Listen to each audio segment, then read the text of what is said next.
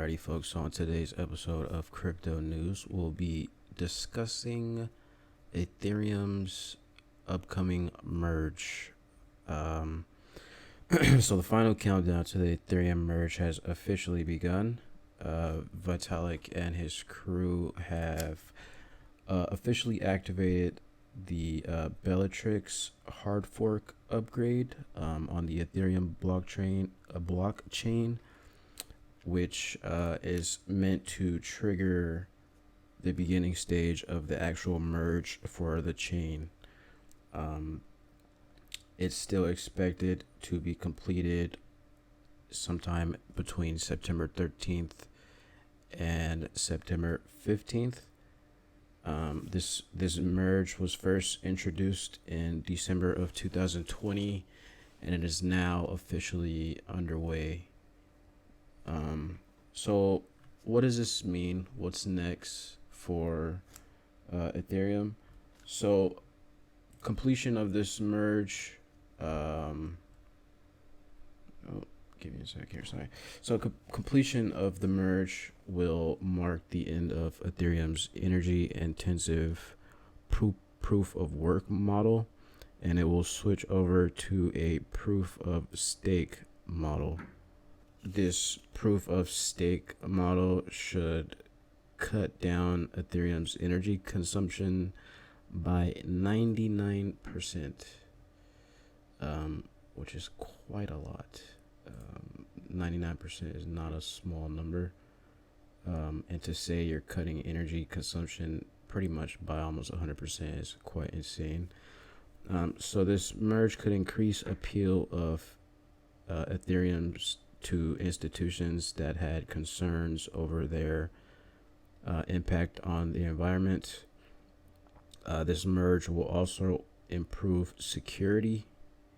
It'll cost more than $11 billion to attack the Ethereum blockchain. And according to protocol developer Preston Van Loon, who recently had an interview, he mentions that this merge could prompt a global wave of people using the blockchain, including for global payments, which could be a huge deal for all of crypto and the entire blockchain as a whole. He also mentioned that Ethereum is aiming to be a global settlement layer, meaning that everything can settle on Ethereum, including Bitcoin. Alrighty, so what has been the market's reactions to this upcoming merge? Well, Ether futures see unusually high liquidations ahead of the merge next month. The Ether liquidations more than doubled those of Bitcoin as trading activity has intensified ahead of this merge.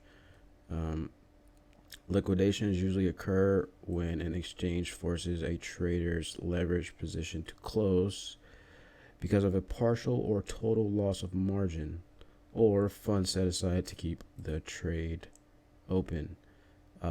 Bitcoin usually has the highest liquidations when it comes to the futures market. During this time, Bitcoin futures hovered around $54 million in liquidations, while ETH futures racked up almost 140 million in liquidations. So there's been a lot of interest in ETH as of late, and the trading volume has increased significantly. Even more reactions. We have crypto hedge fund 3 Arrows Capital, whose wallet just recently removed $33 million in staked Ethereum from their curve pool, which was the first activity we've seen from that wallet in about 10 days. This Singapore-based fund actually filed for bankruptcy earlier this year in July. It also removed 200 Bitcoins, $4 million in Tether, and $4 million in wrapped Ether and liquidity.